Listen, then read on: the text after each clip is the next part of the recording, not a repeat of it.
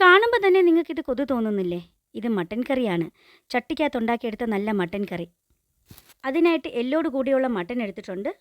എപ്പോഴും മട്ടൻ വാങ്ങിക്കുമ്പോൾ മട്ടൻ കറി ഉണ്ടാക്കാനായിട്ട് എല്ലും നെയ്യും കൂടിയുള്ള മട്ടൻ വാങ്ങിക്കാൻ ശ്രമിക്കണം. നമ്മൾ ബോൺലെസ് വാങ്ങിച്ചു കഴിഞ്ഞാൽ അതിന് വലിയ ടേസ്റ്റ് ഉണ്ടാവത്തില്ല.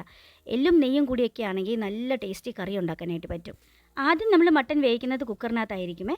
അതിപ്പോൾ നമ്മൾ കുറച്ച് എണ്ണ ഒഴിച്ച് കൊടുത്തിട്ടുണ്ട്. എണ്ണ ഒഴിച്ച് കൊടുത്തിട്ട് നമ്മൾ പിന്നെ കുറച്ച് കട മസാല ഇട്ട് കൊടുക്കണം. പട്ട, ഗ്രാമ്പൂ, ഏലയ്ക്ക, കുറച്ച് ജീരകവും പിന്നെ കൊത്തമല്ലി വേണം. കൊത്തമല്ലി ഇടുവാണെങ്കിൽ മട്ടൻ കറിക്ക് നല്ല ടേസ്റ്റ് ഉണ്ടാവും. ഇതെല്ലാം കൂടെ എണ്ണയ്ക്കകത്തോട്ട് ഇട്ട് കൊടുത്തിട്ട് ഒന്ന് മൂപ്പിച്ചെടുക്കണം. നല്ലതായിട്ട് മൂപ്പിച്ചെടുക്കണം, കരിഞ്ഞു പോകാൻ പാടില്ല. നല്ലതായിട്ട് മൂത്ത് വന്നു കഴിയുമ്പോൾ പിന്നെ നമ്മൾ നീളത്തിൽ അരിഞ്ഞ് വെച്ച ഒരു 5 ഉള്ളി എടുത്തിട്ടുണ്ട്. ഉള്ളിയും കൂടി ഇട്ട് കൊടുത്തിട്ട് നല്ലതായിട്ട് വഴറ്റി കൊടുക്കണം. ഈ സ്റ്റേജിൽ തന്നെ നമുക്ക് ഉപ്പും കൂടി ഇട്ട് കൊടുക്കാം. അപ്പോഴത്തേക്ക് ഉള്ളി നല്ലതായിട്ട് വരണ്ട് കിട്ടും. ഉപ്പിട്ടതിന് ശേഷം നല്ലതായിട്ടൊന്ന് ഇളക്കി കൊടുക്കണം. അത് ഇളക്കി കൊടുത്ത് കുറച്ച് കഴിഞ്ഞപ്പോഴത്തേക്ക് ഉള്ളിയൊക്കെ നല്ലതായിട്ട് വരണ്ട് വന്നിട്ടുണ്ട്. അതിനുശേഷം നമുക്ക് 1 ടേബിൾ സ്പൂൺ നിറച്ച് ഇഞ്ചി വെളുത്തുള്ളി ചതച്ചതോ അല്ലെങ്കിൽ അരച്ചതോ ഇട്ട് കൊടുക്കാം. ഞാനിപ്പോൾ അരച്ചതാണ് യൂസ് ചെയ്യുന്നത്. ഞാൻ അരച്ചതിങ്ങനെ ഫ്രിഡ്ജിനകത്ത് വെച്ചേക്കും. എണ്ണയൊക്കെ ഇട്ട് നല്ലതായിട്ട് അരച്ച് വെച്ചെന്നാൽ കുറേ നാൾ വരെ ഇതിങ്ങനെ ഇരിക്കും. അപ്പോൾ കറിയൊക്കെ ഉണ്ടാക്കാനായിട്ടാണെങ്കിൽ ഈസി ആയിട്ട് നമുക്കത് പെട്ടെന്ന് എടുത്ത് യൂസ് ചെയ്യാൻ പറ്റും.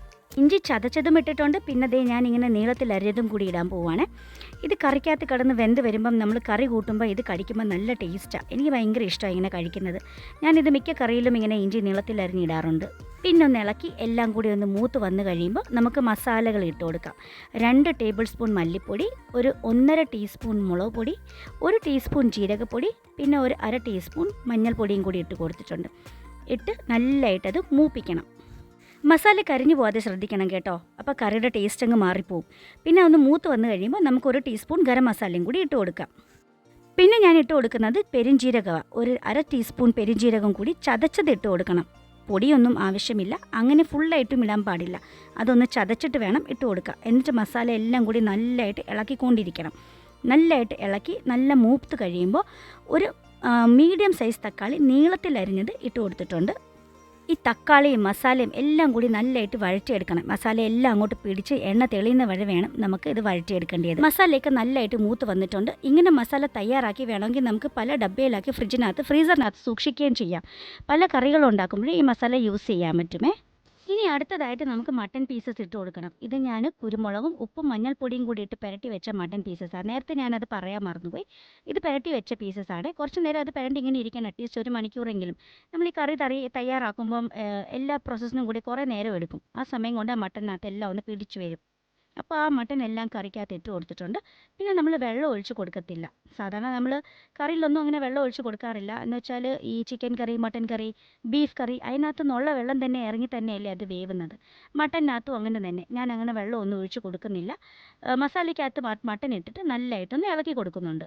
എല്ലാ മട്ടൻ പീസസിലും മസാല നല്ലതായിട്ട് പിടിക്കണം. അതുവരെ നമുക്ക് ഇളക്കി കൊടുക്കണം. ഇതിപ്പോൾ കുക്കർ ചെറുതായതുകൊണ്ട് എനിക്കൊരു ബുദ്ധിമുട്ടാണ് ഇളക്കി കൊടുക്കാനായിട്ട്. ഇച്ചിരി വലിയ കുക്കറിനകത്ത് ഉണ്ടാക്കുവാണെങ്കിൽ നല്ലതായിട്ട് ഇളക്കാൻ പറ്റും. എൻ്റെ കയ്യിൽ വലിയ കുക്കറില്ല, അതുകൊണ്ടാണ് ഞാൻ ഇതിനകത്ത് ഉണ്ടാക്കുന്നത്. അപ്പോൾ എന്നാലും വലിയ ബുദ്ധിമുട്ടില്ലാണ്ട് എനിക്ക് ഇളക്കാൻ പറ്റി.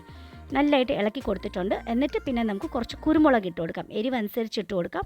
ഞാനിപ്പോൾ ഇവിടെ ഒരു 1.5 ടീസ്പൂണോളം കുരുമുളക് ഇട്ട് കൊടുക്കുന്നുണ്ട്. നമ്മൾ നോൺ വെജൊക്കെ ആകുമ്പോൾ കുറച്ച് എരിവ് വേണമല്ലോ. അതുകൊണ്ട് ഞാനൊരു 1.5 ടീസ്പൂൺ കുരുമുളക് ഇട്ട് കൊടുക്കുന്നുണ്ട്. പിന്നെ മുളക് പൊടി ഞാൻ യൂസ് ചെയ്തത് കാശ്മീരി ചില്ലിയാണ്. അപ്പോൾ അതിന് വലിയ എരിവൊന്നും ഇല്ലല്ലോ. അപ്പോൾ കുരുമുളക് ഞാൻ 1.5 ടീസ്പൂൺ ഇട്ട് കൊടുക്കുന്നുണ്ട്. അതിനുശേഷം കുക്കർ അടച്ചു വെച്ച് നമുക്ക് വേവിക്കാം. ഞാൻ വെള്ളം ഒന്നും ഒഴിച്ചിട്ടില്ല. ഞാനൊരു 5 വിസിലാക്കിയിട്ടുണ്ട്. കാരണം മട്ടൻ വേവാനായിട്ട് എനിക്ക് 5 വിസിലെടുക്കാറുണ്ട്. ഞാൻ മേടിക്കുന്ന മട്ടന് 5 വിസിൽ കൊണ്ടാണ് വേവുന്നത്. അപ്പോൾ കുക്കർ തുറന്നപ്പോഴത്തേക്ക് നിറച്ചും വെള്ളമുണ്ട്. നമ്മൾ തീരെ വെള്ളം ഒഴിച്ചിട്ടില്ലായിരുന്നു. എന്നിട്ടും നല്ലതായിട്ട് വെള്ളമുണ്ട്. എന്നിട്ട് പിന്നെ ബാക്കി പ്രോസസ്സ് നമ്മൾ ചട്ടിക്കകത്താണ് ചെയ്യാൻ പോകുന്നത്. അതിനായിട്ട് വെളിച്ചെണ്ണ ഒഴിച്ചു കൊടുത്തിട്ടുണ്ട്. എന്നിട്ട് 1 ടീസ്പൂൺ കടുകും കൂടി ഇട്ട് കൊടുത്തു. 2 വറ്റൽ മുളകും കൂടി മുറിച്ചിട്ട് കൊടുത്തു മൂപ്പിച്ചു. നമുക്ക് വേണമെങ്കിൽ റിഫൈൻഡ് ഓയിലും കൂടി യൂസ് ചെയ്യാം. പക്ഷേ വെളിച്ചെണ്ണയായിരിക്കും ഒന്നും കൂടി ടേസ്റ്റി. അപ്പോൾ കറിയെല്ലാം നമുക്ക് കറിച്ചട്ടിക്കകത്ത് തട്ടിയിട്ട് കൊടുക്കാം. എന്നിട്ട് പിന്നെ നമുക്കത് വേവിച്ചെടുക്കണം. എന്ന് വെച്ചാൽ നമുക്ക് വേവിക്കേണ്ട ആവശ്യമില്ല. ഓൾറെഡി കുക്കറിനകത്ത് കിടന്നത് വെന്തതാണല്ലോ.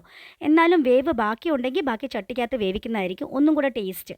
പിന്നെ ഒന്ന് തിളയ്ക്കണം. തിളച്ച് നിങ്ങൾക്ക് എത്ര ചാറ് വേണം അതനുസരിച്ചിട്ട് ഒന്ന് പറ്റിച്ചെടുക്കണം. പിന്നെ ഞാനിവിടെ ചട്ടി അടച്ചു വെച്ച് ഞാൻ കുറച്ച് പറ്റിക്കുകയും ചെയ്തു കേട്ടോ. എനിക്ക് വലിയ ചാറൊന്നും വേണ്ടായിരുന്നു. കുറച്ചൊന്ന് കുറുക്കി എടുത്തിട്ടുണ്ട്. കറി ചൂടായിട്ടിരിക്കുമ്പോൾ തന്നെ ഒരു 3 പച്ചമുളക് ഞാൻ കീറിയിട്ടിട്ടുണ്ട്. അത് കറിക്ക് നല്ലൊരു ടേസ്റ്റും മണവും കൊടുക്കും. അപ്പോൾ ഇന്നത്തെ റെസിപ്പി നിങ്ങൾക്ക് ഇഷ്ടപ്പെട്ടെങ്കിൽ കമൻറ്റ് ചെയ്തൊന്ന് പറയണേ. അപ്പോൾ ഓക്കെ, ബൈ.